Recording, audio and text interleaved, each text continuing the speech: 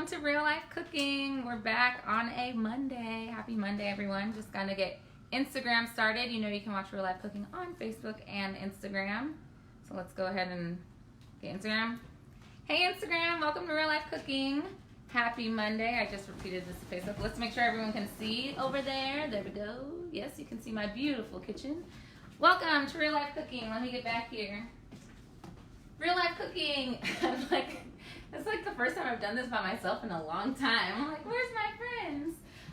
Real Life Cooking is a show where we make a meal from start to finish with no TV magic. You can do, and you can normally cook along, but tonight is a very special edition because I have partnered with Kuhn Rikon, a Swiss company, to give away a amazing pot. No, it's a pressure cooker.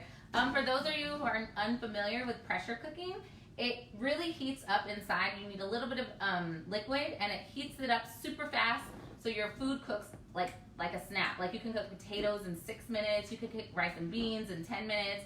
Things that normally take a ton of time, you can cook them super fast in here. So if you see my post on Instagram and Facebook, because it relays, I will be giving one of these away in the next week. You just have to like and comment on my post that I did, and you have to, and if you want bonus entries, comment tonight on Real Life Cooking and tag a friend that could use one of these. So without further ado, let's go ahead and get started on what we're making today.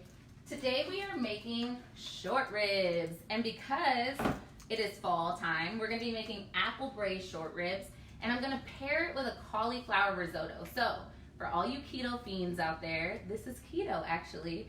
It's just meat and cheese, meat and vegetables, low carb vegetables though. I'll get into that a little bit more, but I want to start cooking actually because although it's going to take shorter than normal if you were to braise short ribs, it still is going to take a little bit of time.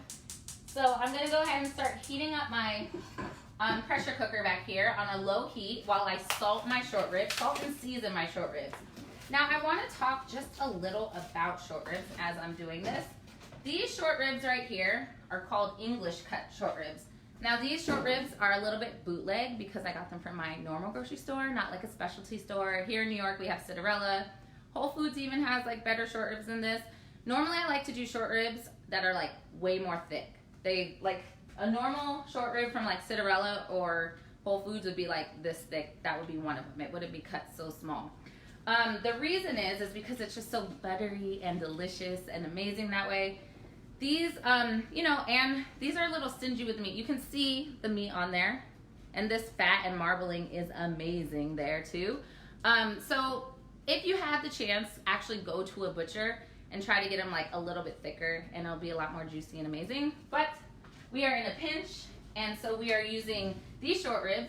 Funny story about short ribs, they also come like this, which is how Instacart sent me them today.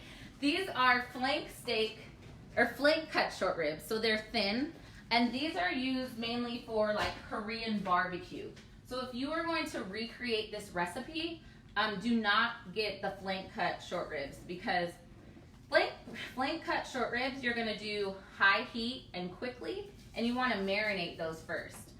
These English style, these are called English style cut short ribs, they're gonna be your low and slow heat. So if you wanna do fast and quick, like in the summertime, that would be great. But for this recipe, you definitely wanna get the nice thick cut short ribs. I also forgot to tell you guys, Real Life Cooking is all about interaction between me and you. So if you have any questions along the way, go ahead and drop them in the box below. We have our technological guru, TT here is back. No more Nikki, but hello Nikki if you're watching from afar. I'm gonna start searing my short ribs. So this pan, it's pretty hot. I'm gonna add in a little bit of olive oil. So in this pressure cooker, you don't need so much oil. And the short ribs themselves have so much fat. If you saw when I brought it up to you earlier, they have a good amount of fat. So a lot of fat is gonna seep off as well. And I season these heavily with salt on one side. And I like to take it a step further, although this is a little dangerous if you are not the best at searing. I like to add even some spice. I'm gonna add some chipotle chili powder and even some garlic powder. Now, the reason why this is dangerous is because searing, if you have watched the show before, I wish I had like an audience to be like, searing is high heat, because I feel like I say these things a million times. So searing is high heat, So when we put this in the pan, it's gonna get very, very hot, or the pan is very, very hot, and your spices are apt to burn. So you have to be a little bit careful. So if you are new to cooking or new to searing, just stick with salt and don't worry about adding the extra spices at the moment. Question. What are some other types of short ribs? So you said there's the English. So there's three different kinds of short ribs. I'm gonna start searing these. Let me start putting them in the pan.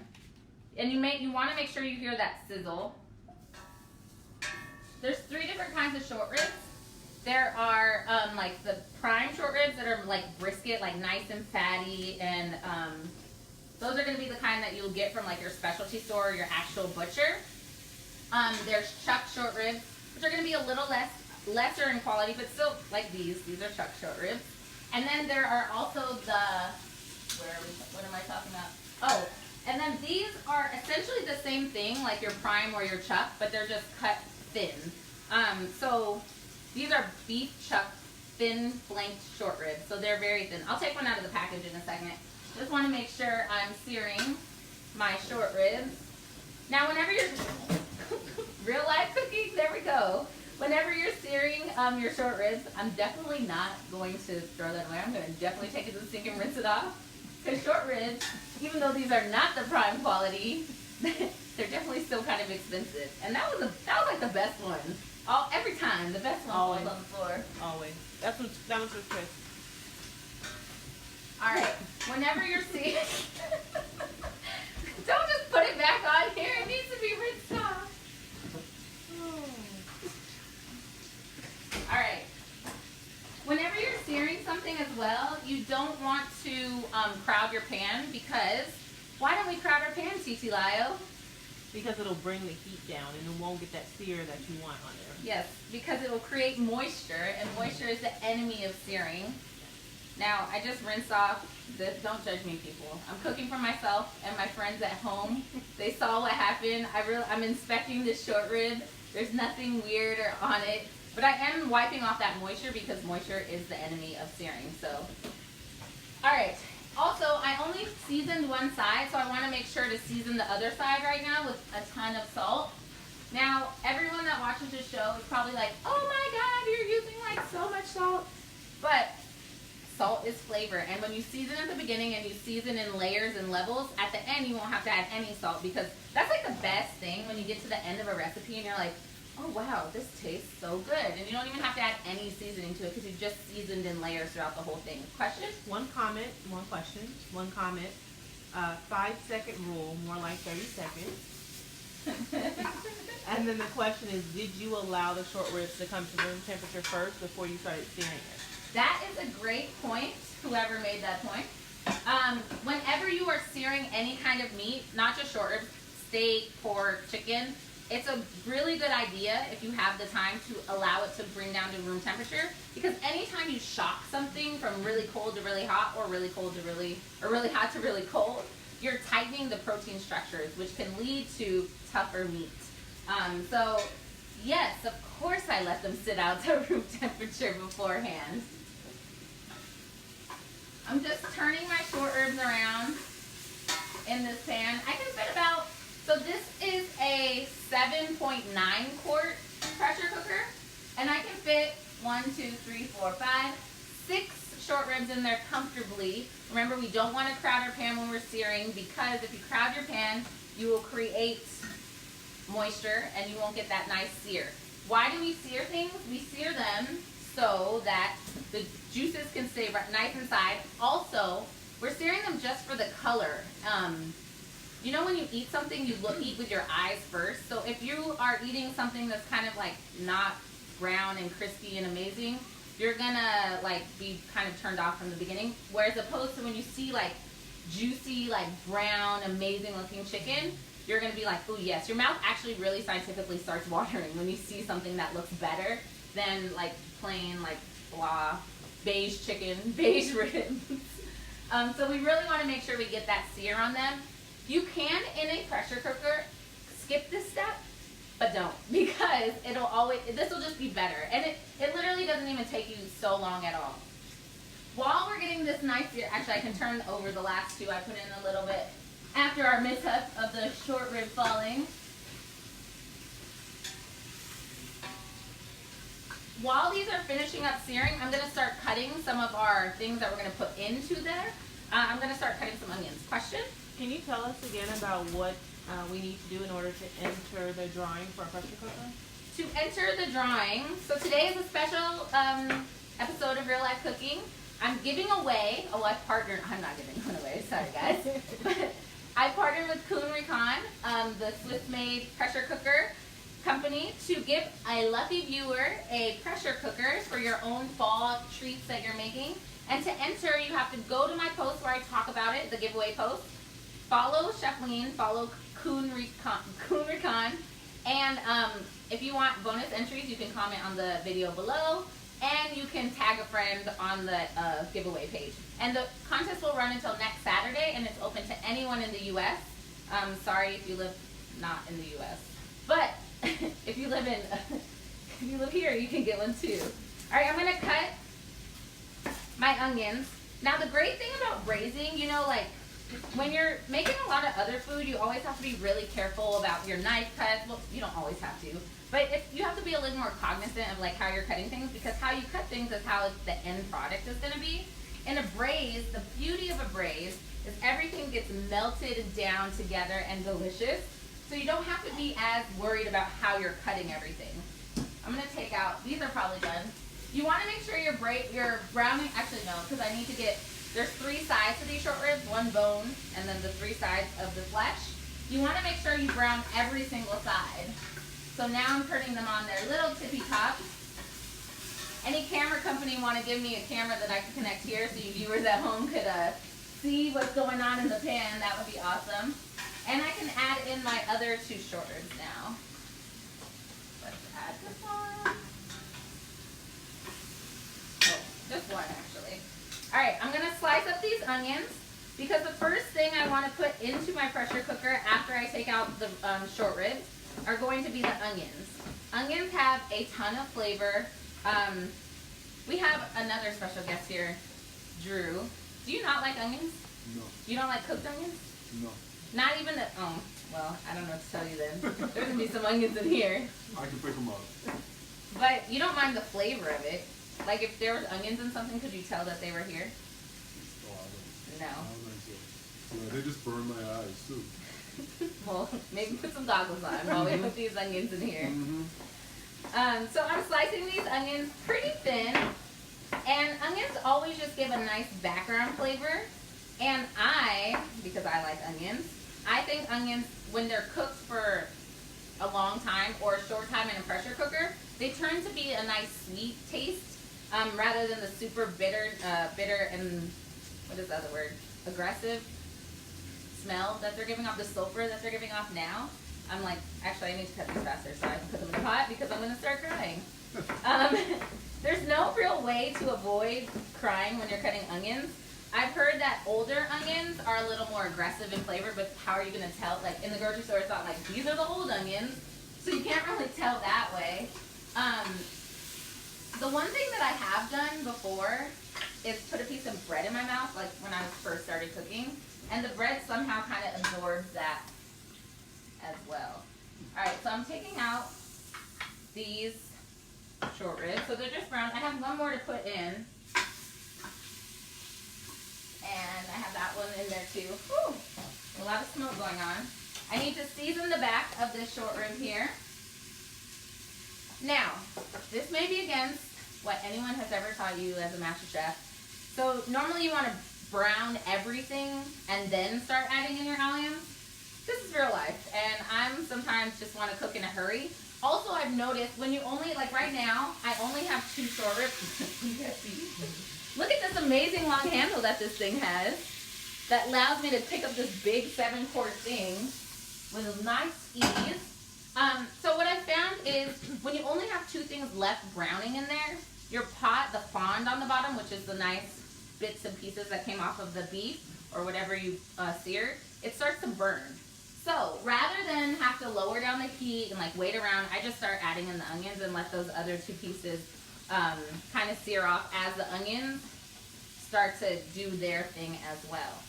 Now when I add the onions in, I'm kind of adding them like to one side of the pan that's not getting touched by the short ribs. so they can like kind of do their thing, the short ribs are doing their thing, and there's not too much moisture created. It's kind of a time-saving step, but it's not like technically the thing you're supposed to do. Questions? What are some other great dishes you can make in a pressure cooker? So in a pressure cooker, the whole point of a pressure cooker is taking things that take a long time and making them cook very, very short. So things that take a long time are like, what are they? Potatoes, grains, meat, stews, beans. Like if you wanted to eat everything from scratch, a pressure cooker is a great thing to have because you can make like all your beans, all your grains, and you can just make a big batch of them and then freeze them in your own portions so you know exactly what you're eating all of the time. Mainly, since I've had this pressure cooker, I've mainly used it for meats because I find it a lot more convenient to just buy like beans and things for myself. If I'm gonna cook one thing, it's gonna be the meat. I'm not gonna cook beans and meat. And so since I've had it, I've made like a brisket, I've made carnitas, I've made potatoes. Potatoes are amazing because boiling potatoes, I wish I had this thing in the summer actually, because boiling potatoes or rice or pasta, well not pasta, but boiling potatoes or rice or any sort of grain, so much heat is created because all that water is evaporating into your house, and so you feel like you're just in the misty ocean. But in here, you put everything aside, you put a little bit of water, you lock it in, and then there's no like super amount of steam shower going on in your house. I'm just flipping my last two short ribs. Actually, this one's done. I've learned my lesson. Let's bring the plate to me. See, I'm just teaching you guys a lesson. Just bring the plate to you. Alright, so I'm just chopping up some celery, and I want to, technically you don't have to peel the carrots, but I like to eat them and I find the skin to be a little bitter, even when you cook them for a long time, so I'm going to go ahead and peel my carrot.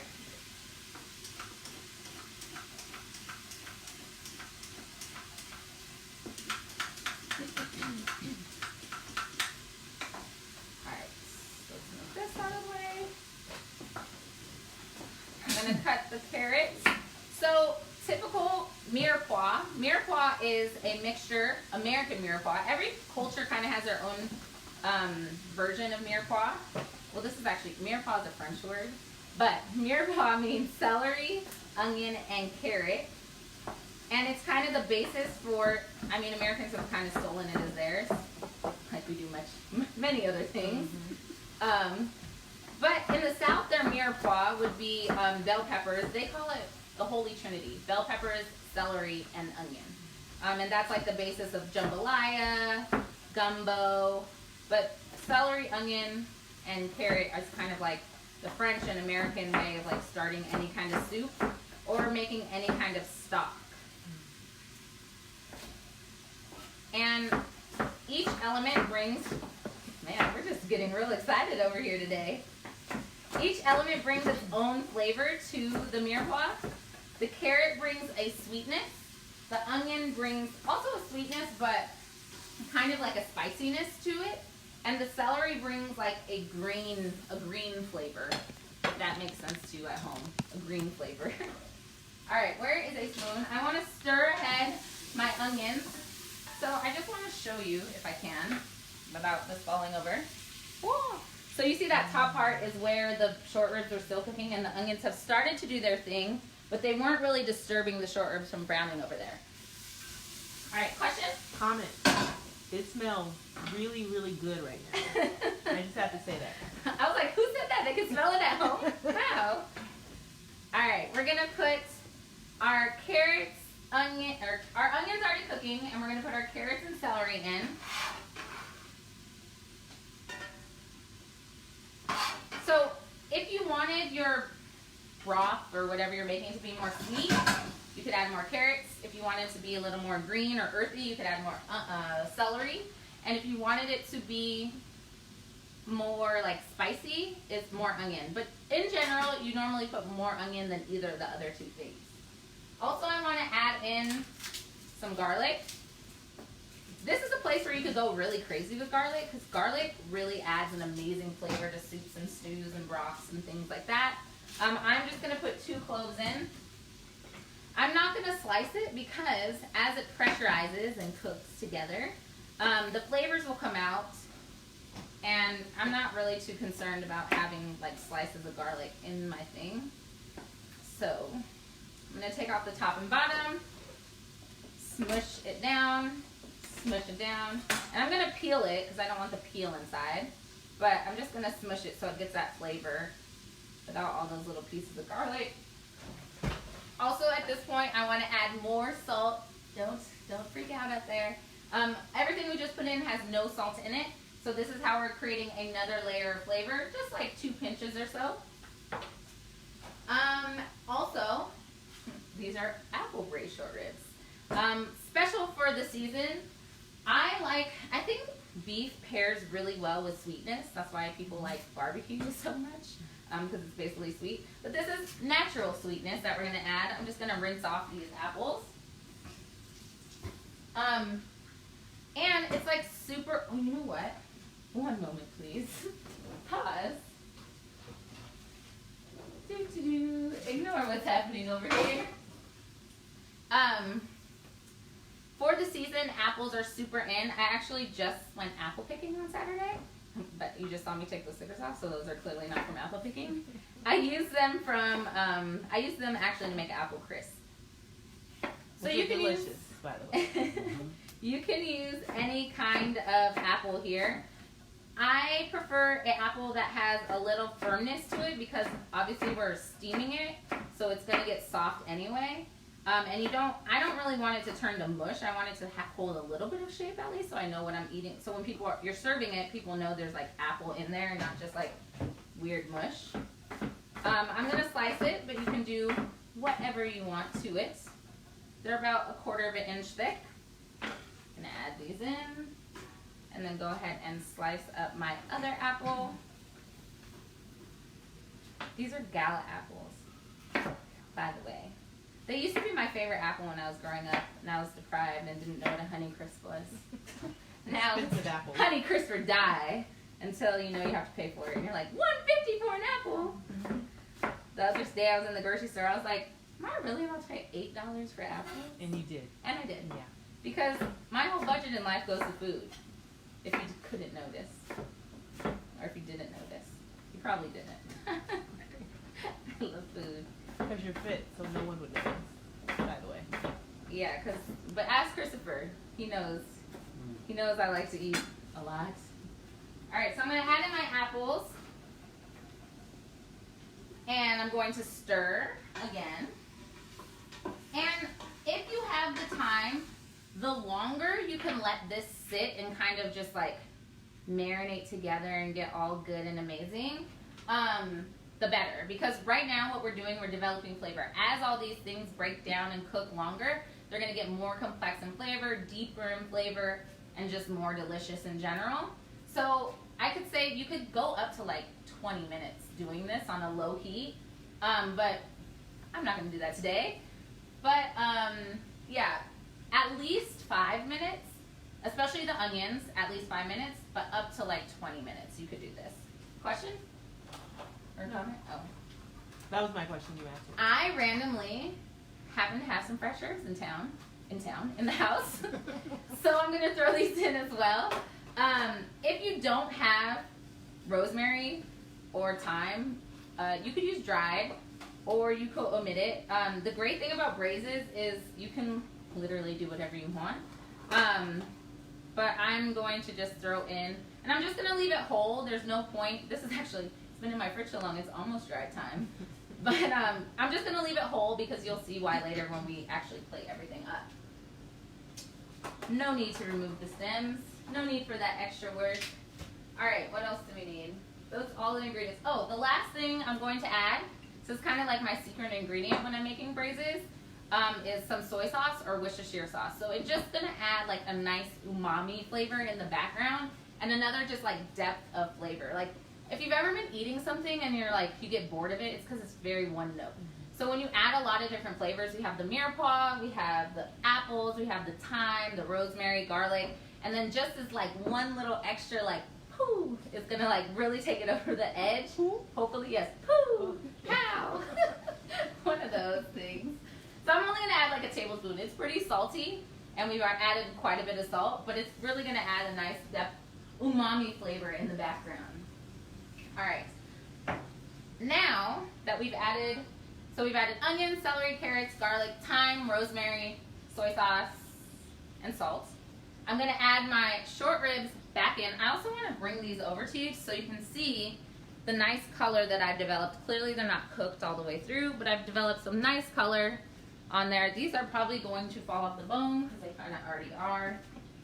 There's also some nice marrow in these bones. That's another plus of using short ribs that are attached to the bone. So that marrow is also going to seep off into our broth too and like just taste super delicious. I'm going to just add these on top of my, and if you have any juices, make sure to add those in because those are your natural juices here. I'm going to put that right on top of there. And now I'm going to add in some broth. Well, broth. Bear with me really quickly. So in the pressure cooker, the Duramatic, 70th anniversary Duramatic, you only need, amazingly, 2 ounces of liquid for anything that you cook. Because what happens in your pressure cooker is as the pressure builds, steam is created and it just gets back in. So the liquid is just recycling itself over and over again. I'm still a little scared to only put 2 ounces of liquid in to anything just because I've burnt a lot of things. I know it's totally possible, but I'm going to put maybe about a cup of liquid in here. And what I'm going to use, I'm not going to use broth or stock like from a container. I'm going to use Better Than Bouillon and some water. So Better Than Bouillon is basically super concentrated flavorings, like meat that's been boiled down, super concentrated. So it's super, super salty. On its directions, it says it's about 1 teaspoon to, 1 teaspoon to 8 cups of water, not 8 cups, 1 cup of water. Yeah, 1 teaspoon to 8 ounces of water. You probably can use less than that if you're seasoning your food very well. So it's just another background flavor. I like keeping this bouillon in my fridge better than like collecting those things of stock because this stuff lasts forever, 1. And 2, it you don't have to care, like you don't have to buy, it's much more sustainable. You don't have to buy all those cartons of stock all the time. So I added in my bouillon and then I'm gonna add in some liquid. Question? Does that come in different flavors like beef, chicken, or is it okay to just use one flavor? Yes, it does come in different flavors. It comes in vegetable, beef, and chicken. I generally keep chicken and vegetable. Beef is going to be in like a darker, more complex flavor, but I don't know why I don't keep beef. I just haven't bought it yet, so I was like, well, I'm not going to buy a whole new thing when I can just use this chicken. It's just adding another layer. All right. Now that we have everything inside of our pressure cooker, that's taken us about 20-30 minutes to put together now, I'm going to close the lid. All I do is snap it on just like that. And the pressure is going to start to build inside.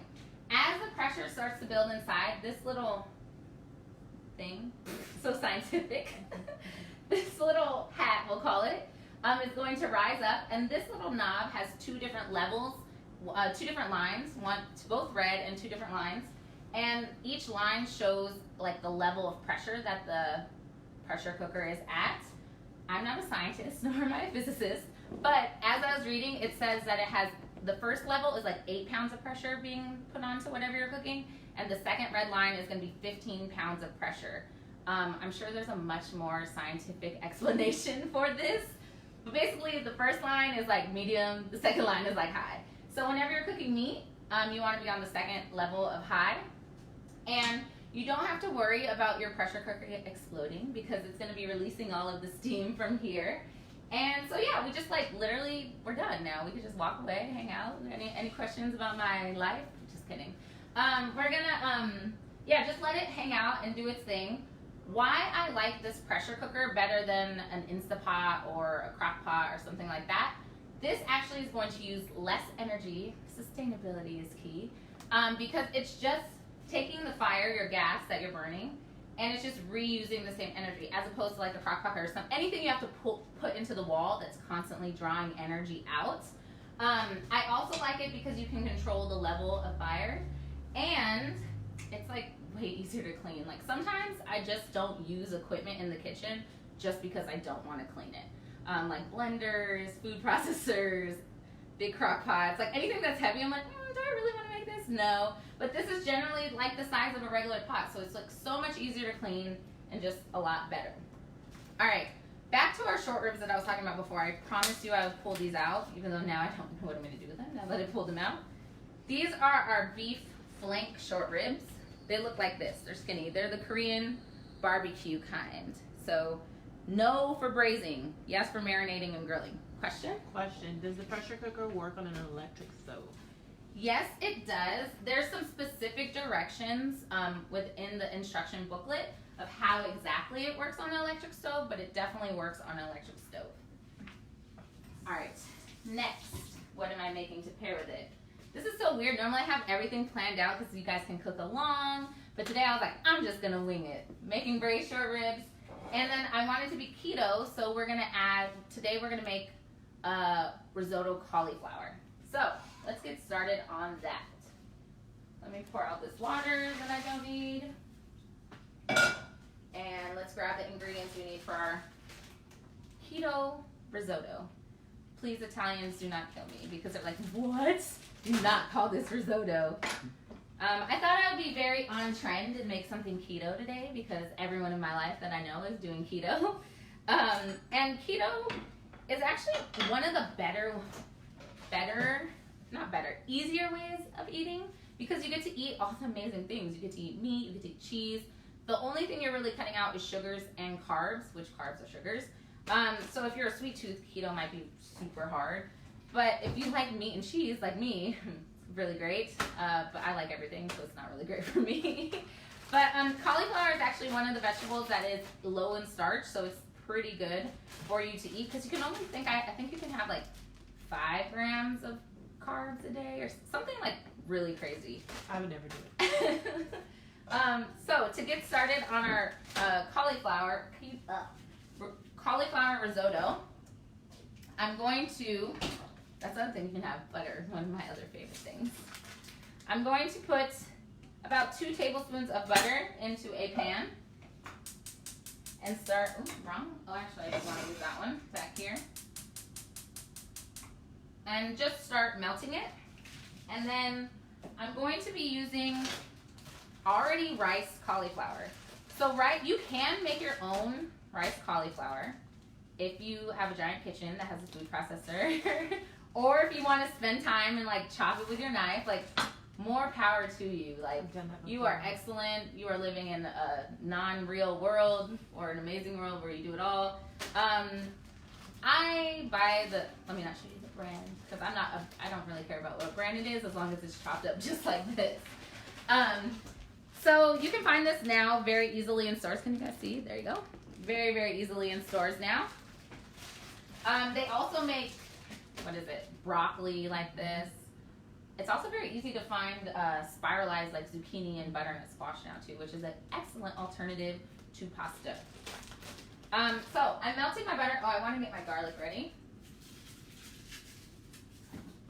Nice big clove of garlic. So cauliflower basically tastes like nothing. So you have to add a ton of flavor whenever you're making cauliflower. My preferred method of eating cauliflower is actually roasting it because you get that nice char and it has some texture to it. But this, with all the butter and cheese and cream that we're going to put in it, it's going to be excellent as well. Did you have a question? I did. How do you make sure that when you make like cauliflower rice that it's crispy and not mushy? You just don't cook it as long.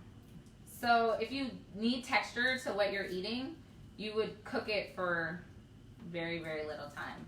Because it's not, this takes, like the one I used actually for one of my clients earlier was talking about this one even says you can steam it in a bag. I would never ever recommend doing that unless you like no flavor or unless you're going to steam it in the bag and then like toss it with other things. But if you're going to eat this, I'm like really selling this right now. If you're going to eat this. If you're going to do this to yourself. Make sure to add a ton of flavor. Like if you're cooking something in flavor, actually infusing it while it's cooking is going to be more infused than if you were to cook it and then toss it with something later. What I want to do with my garlic is I'm going to not slice it this time. I'm going to use my rasp grater to go ahead and rasp grate this. There might still be some remnants of Miles' fingers on here. Just kidding, guys. Very sanitary. Drew, let's go. Alright, so I'm rasp grating. The thing I love about this rasp grater, I'll also be using it for my cheese, is it makes mincing garlic like super easy. Like, if you've ever seen mincing garlic on TV, they're like, make it this way, make plates, make this. No. We just rasp grate it and we get a nice paste without any work or effort. Well, not so much work or effort. Alright, I'm going to use a lot of garlic because remember what I said? Cauliflower doesn't have